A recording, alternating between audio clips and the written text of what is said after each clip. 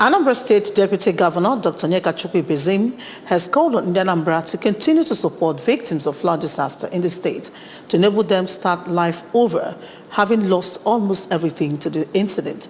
The Deputy Governor made the call during a Sunday service at St. Mark's Anglican Church, Umawolo, Oka South local government area. Government House correspondent Emmanuel Okonkwo reports.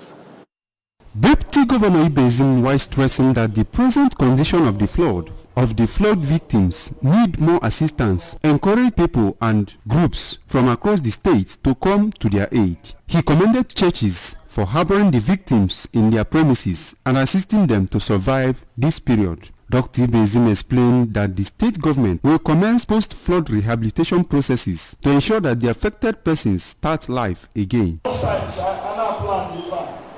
But they can apply here for laity only. The church workers, their colleagues accepted a lot of families, and the government is doing great.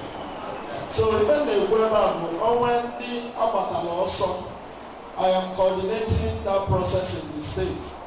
The governor is open to helping. Earlier in a sermon, the Archbishop Province of the Niger, Most Reverend Alexander Ibezim, called on Christians to intensify efforts towards winning souls to depopulate hell and populate heaven.